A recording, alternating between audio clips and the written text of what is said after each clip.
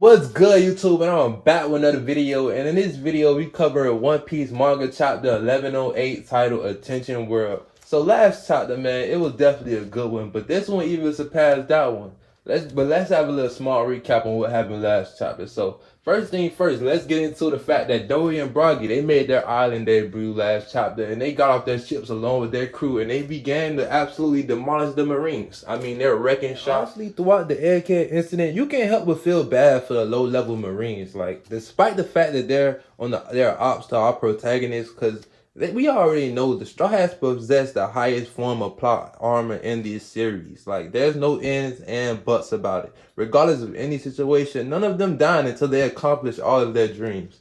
Meanwhile, you got the Marines, and it's the complete opposite. It seems like whatever can go wrong will go wrong when you're on the side of the Marines, especially when they're facing the Straw Hats.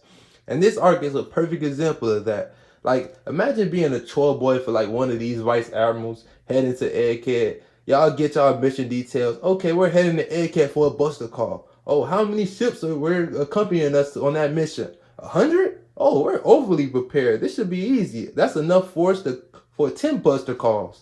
This should be simple, you thinking. We're just bombarding them with artillery. We shouldn't even have to leave our boats. In fact, with a force this big, we probably should be done in half an hour. And then you arrive in Egghead and things go completely off the rails immediately. First thing first, before you can even make port in Egghead, you got to get past the first line of defense, the weaponized sea beast. Okay, that's not the worst thing in the world. Y'all got 100 ships in y'all arsenal all filled with vice admirals. Y'all should be able to gang up on them sea beasts and get past that. Once that's accomplished and you finally clear that level, if you were able to, then you make the realization, I wonder if it dawned on the Marines, we're literally invading the island where our greatest military asset is manufactured. And the greatest genius in the world holds the greatest hierarchy, the highest hierarchy besides the Gorosei. So what happens next? Well, eventually they get bombarded by pacifista units who are under the orders of Sentomaru.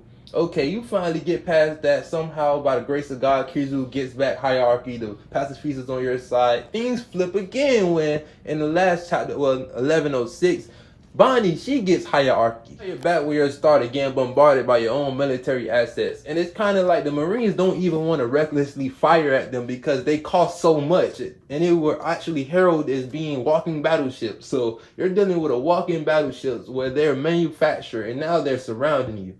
And not to mention, it was 1106, the giant warrior pirates show up. And now, oh my God, if I'm a Marine at this point, I'm signing my resignation. I don't want to be here. The Marines are on absolute hell on earth. So let's cut to the other part of the thing that happened in the last chapter. That Van Arga and Katarina Devon's on the island. They touch Saturn, they complete their mission. And it was revealed that Teach, he has a special lineage, and most people is assumed that means he's related to Rock D. Zebek, and I fall in that camp also. I think he's related to him because he's not just a potbelly buccaneer. Let's just throw that one out the window. There's no way. And then we get to the last important part of the chapter where we see Caribou. He's on his knees begging Van Argen and Katarina, please, like, come on, and recruit me onto a Yonko crew because I have valuable information. Well, I don't think it was revealed that he had this information yet. He just begging, I'm a Teach fan. I have a Teach t-shirt. Come on, put me on the Black Brigade crew. I love him. He's on his, I think it's Bartolomeo time, and so let's get past that. That's when we get to the first part of the chapter and we see Caribou. He's begging, he's pleading, Van Arger, please let me onto the crew. And Van Arger, he plays no games. He helps his rifle at Caribou ready to blow his noggin off with some sea prisms, stone bullets, or hockey bullets, whatever he got. Because we all know right now, Van Arger's thoughts is through the roof. After what I seen, what he did to Cracker, that was just recently animated. Like, Cracker just got demolished. Like, his Cracker soldiers were getting one shot. This pretty much just says that Caribou is one step away from death if he says anything wrong. Because them bullets, oh my God, them things, I don't know, they 50 calibers, they hit like 50 BMGs. These are tense right now. You kind of get the feel if Caribou makes a misstep, if you don't play his cards carefully, he will get his brains blown out. And that's exactly what he does. He plays his cards very carefully. He mentions that not only does he want to meet Teach, he has a valuable information. He has a reason. And it's kind of, he has a self-dialogue where he mentions how, oh yes, I'm the only person besides the Straw Hats that know the whereabouts of Poseidon, the Shirahoshi, the mermaid princess. And I also know the whereabouts of Pluton that lies below Wano. And now that I thought about it, I said last chapter that most likely they will be going after Poseidon because it's the easiest to access, or it's not that hard to just kidnap a mermaid princess when you have an overpowered crew and you're a Yonko. But now that I say that, the fact that they have a Yonko and that be Blackbeard with the quake power, I'm just not too far-fetched to believe that he could just walk up to one of those walls and hit it with a 1-inch punch and just, okay, obliterate that wall. Okay, go to the other side of the island, 1-inch punch that one, obliterate that wall, and Pluto just come flowing out. Who knows where Pluto is actually located? It could be at the bottom, it could be just behind them wall. So most likely Caribou is finna somehow worm his way into another Yonko cruise ship and give this information. It's gonna make Blackbeard even more overpowered. Like, we already know him. I call him Napoleon Bonaparte of One Piece. He's a military tactician. He's a genius. So he's gonna move pieces around, and somehow if he obtains a ancient weapon, it's gonna put him on a level that even rivals the world government. So okay, moving on to the later parts of the chapter, we move to the coast and we see the Marines are still getting bombarded. Pieces are just lighting them up like the 4th of July. And we see some Marines, they attempt to fire back at them, but then those are the Mark II units, so they easily block with the bubble shield. So the Marines are pretty much checkmated at this point. We see the other Mark II units, they continue to go beast mode, unleash some more volleys onto the Marines, destroying some more ships. And that's when you get a look at a new Vice Admiral named Bluegrass. She mentions how this is so frustrating because if we even destroy one pacifist, the only thing that's gonna hurt is us, our bottom line. And we see another Vice Admiral named Hound. He mentions that it may be unprecedented, but we may have to call off this buster call. Like, my guy, I think you own to something right here. Maybe y'all should pack y'all bags and probably head home right now, unless y'all want to have like some type of mass Marine burial. Like all these funerals, y'all gonna have to bury half of y'all subordinates if y'all continue this mission. And it is unprecedented to call off a buster call, but it is also unprecedented that y'all have all y'all Marine weapons against y'all, destroying every one of y'all ships. So these are the Marines from One Piece, so they're most likely gonna go against their better judgment and not listen to you, my guy Hound. And you do kind of look androgynous. I don't think you got much pull in the Marines anyway.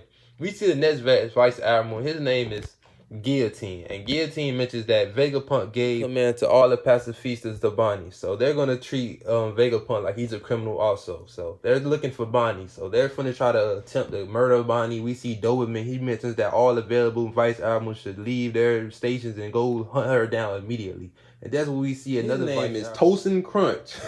And I must say, that sounds more intimidating than Bluegrass, but Tosin, he's currently hawking down Bonnie and Frankie as we speak, and he attempts to hit them with a move called 10-barrel finger gun. And I must say, it do look kind of intimidating because he got some big old greasy bear claw hands, and they look like Giannis Antetokounmpo hands. He probably could palm a basketball with those. But before he could land his attack, we see a big old axe come across his skull, knocks him down like a fly. And this is actually one of the Giants and Frankie, they're shocked at this. And Atlas too. None of them recognize these Giants. And none of the Giants recognize them because Frankie wasn't on the crew yet. In fact, Robin, Frankie, Chopper, and Brooke wasn't on the crew yet. So only people they recognize is the original 5. So we see Dory and Broggy, they go into their dialogue. They mention how they looked at the new Straw Hats wanted posters so they could recognize all of the crewmates, but they still are not familiar with no one there. And it's funny because that's what's supposed to happen because Frankie, his Bonnie posters is the Sunny, so no one would be able to see his post-time skip Bonnie posters because before that, I think it was the Frankie Shogun. Kind of like his introduction to the Giant as well, besides the stories he might have heard. So we see Dory, he talks and he says, "We're here to save the Straw Hats." And Frankie rebuttal is, "Oh, what for? Because I'm a member of the Straw Hats. What do you have a grudge with my captain?" And they, Dory and Broggy, they mentioned, "Nah, man, we owe nothing but gratitude to Straw Hats. Those are friends." Elbath. So if you're friends with the Straw Hats, that means you're friends with us. We're going to help you escape this island. And we see Bonnie, she mentions that Luffy, Sanji, and Vegapunk. Panel, we see Broggy, he mentions how those names sure do take him back. And he will sure definitely go and help the Straw Hats, okay? And we see Dory and Broggy, they walk off and they tell the rest of their crew members, "Hey, protect them, get them back to the ship." They start walking into the blazing inferno that is Egghead right now. And we see the other giant warrior pirates. They say, "Aye, aye, Captain." And We see Frankie's reaction to this, and he said these must be the masters that Usopp mentions all the time. They're pretty much going to get sheltered by the giants. They're okay for now. They're going to get taken back to the ship, and they ain't going to worry about no trouble on this island. But one thing I want to bring up about the giants is every panel they're shown in this chapter, it's almost like they got this Joy Boy-esque smile to them. Like they're all just in great spirits, and I wonder if that's like just part of giant culture. Do they all reverberate this good nature, this smile, this joyous? I don't know how to explain it, but moving on, we get to the later part of the chapters. We see some more new vice admirals and their reaction to, I guess, Tozen's defeat. The first admiral, what's her name? Urban. I said her. I don't know. It looked like demon teeth. He said the lion's going dead. We go to Pomsky. He said, did they counterattack or was it the giants? I'm headed to the island. And then we get the other vice admiral, the old lady. She had the Rai fruit. She gets on the mechanical sea beast, and she's planning to go to the island. What happened on the mechanical sea beast? I have to mention that she asks Vice Admiral Dahl to accompany her. So Dahl hops on the sea beast with her, and they begin to have a conversation. Dahl mentions that on the northeast side of the island, that actually is a giant ship from Elbaf. And the other vice admiral mentions how giants are no joke, so they're pretty much gearing themselves up for life or death battle at this point. And we get some new information about Dahl that we weren't privy to prior. She mentions how she actually worked under a giant over 20 years ago, and I kind of dawned on it when they said it. So the other vice admiral mentions, oh, that must be Saul you were talking about. He was one tough cookie. And mentioning Saul, I think this is the second time we're going to see him mentioning this chapter, because Dory and Broggy, they mentioned the fact that Vegapunk is one of the people that Scholar mentioned to protect. And this information about Saul that we already knew, that he's not originally from Elbaf. He's one of those giants who was just born out in the sea somewhere. He was one of those miscellaneous giants who was just out living his best life among regular humans, I guess. So he may be talking about Saul in that particular instance, or he could be referencing another scholar that might have survived Ohara that we are not aware of. To the hype part of the chapter, we see Luffy and Sanji. They're still surrounding Vegapunk, and at this moment, Saturn, he just kind of just fully unleashes his mythical zone transformation. That's what I think it is, a mythical zone. I don't think that's a god fruit. Like if that's a god in One Piece, maybe they shouldn't be worshipped. Like he looks like a giant, a arachnic monster, devilish, a creature oni. I don't know what to call that transformation. We have a funny line from Sanji. He just says, like, I guess you just gave up any semblance of even thinking you're a human. You just give up all pretense. You just throw yourself in the Monster High reference, y'all. I've never watched Monster High, but I do stalk them at Target. Y'all forgive me for that. So, but mentioning that conversation, we see Saturn. He's not saying a word. He's kind of zoned in. I don't know if this, like, the nature of his fruit is like taking over, because we know zones have their own will, their own, like, I guess, like sentience. I don't know what to call it. So, but we know Saturn, he's on demon time at this moment, and Vegapunk, he's at death's door, and Sanji, he's still thinking of trying to weigh a way to try to save Vegapunk, get him out of this situation. But Vegapunk, he's showing no semblance of hope. He just kind of he made his bed, he want to lie, and he's kind of accepted his fate. He just thinks he's gonna die. So we see Sanji, he attempted to escape, but then Kizaru again. And I've said it in multiple videos, Kizaru cannot be redeemed. Somehow, somewhere, we need to see his gravestone planted by Akainus at the end of the series. There are two animals that we could put in a bin of death. There's no hope for them. One of them killed Ace, and one of them is about to kill the greatest scientist / humanitarian in the whole world. Y'all forgive me for my speech impediment. I'm not going to keep recording and editing these videos. It's taking too long. Last video, it took me about 15, 20 hours to edit out all my mistakes. But y'all going to hear a lot of just messed up words, and y'all going to deal with it if y'all like me enough. Okay, but moving on. So Sanji, once again, his thoughts get lowered to a pothole, because he once again fails to complete a duty he was assigned. He let Vegapunk get stabbed. Another hole in this old decrepit man who's already on death's door, who said he was hemorrhaging and can't even move off the floor without dying.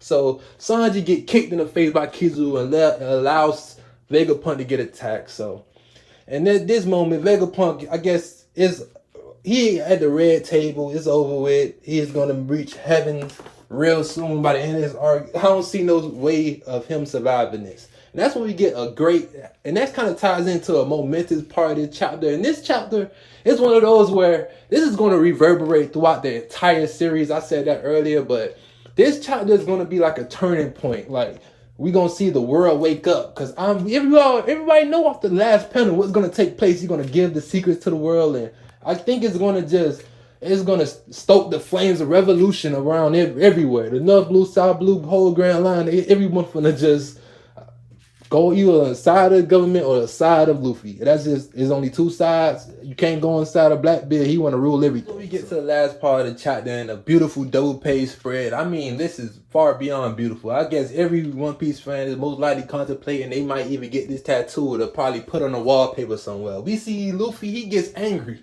He grabs Saturn's face like an old mutt, like a dog. Like, and the thing I want to talk about is what he did to Kizaru. He's squeezing him. Ooh, this squeeze was not part like the last squeeze. The last squeeze we seen Kizaru, he was kind of like, oh, this is Luffy's new transformation. We didn't see him in pain. But this one, yes, savor it, Kizaru. Bleed out from the mouth. I want you to have the most gruesome death ever now that I see that you just kill kids and kill humanitarians. Let's see how you die. I need to see it, and I want to see how it happens, and I hope it's here. Just throw him. Well, last time Luffy threw him, he tried to throw him in the sunset when he grabbed him last time, and Kizaru just teleported back. So maybe you just have a new move. Making a new move. Gum waterboard, and you just skim Kizaru across the surface of the water to the end of time, because we know he could do it. He could stretch far. Just stretch him to the next island and waterboard him all the way there.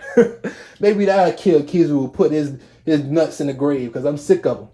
But we see the double page spread. Luffy's he's had this angry look on his face. This is the first time that we seen Sun God Nika not smile. Well, he smiles at that later part, but he's angry now. We ever seen him like furious? We haven't seen that in his Gear 5 transformations. Everything all fun and games. He's hunky-dory. He's always joyous, and nothing can phase him. But now, oh, you just killed you just killed Apple Gramps? Oh no.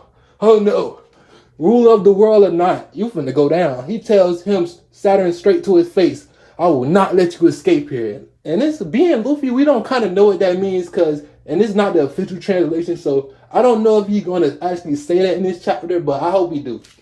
We need to see Luffy exuberate Emperor energy. He doesn't have that Emperor energy. He does have it at some points, but I need him to stand his ground and just be merciless sometimes. Not over merciless, but to his most like evil adversaries. Like, my guy, Kuma's life has been secretly destroyed by this one man. And Kuma's entire family's life been destroyed by that one singular one man. So you would do him however you want, and the whole One Piece community can forgive him. Like, Luffy can kill him, mutilate him, take all the spikes off his venom. And that's one thing I haven't mentioned. And this new awakened form that Saturn's in, his venom is pretty much all over his body. He's melting trees. You can't touch him. So Luffy's definitely going to have to use a real fist to the face. He probably already have it when he's grabbing him by the face.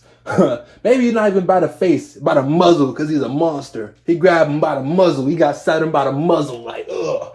And Saturn's not seeing nothing. He got that look in his eye. That's one thing I haven't mentioned yet, too. That look in his eye that Sanji mentions. Because it's just like a piercing look that he has. He doesn't say anything in this whole chapter. Saturn I guess he just in straight murder mode at this point.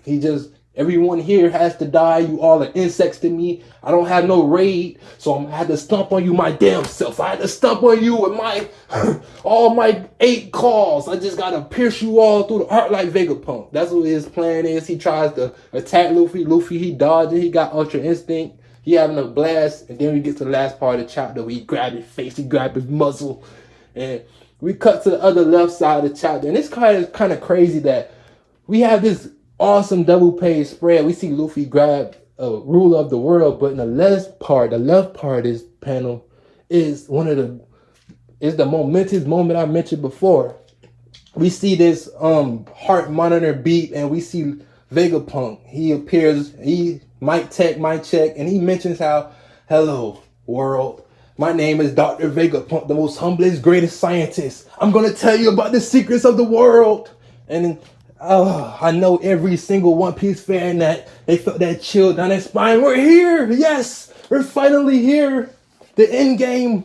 Everything's happening. We gonna need nothing but fire. Heat is in the forefront. No more filler.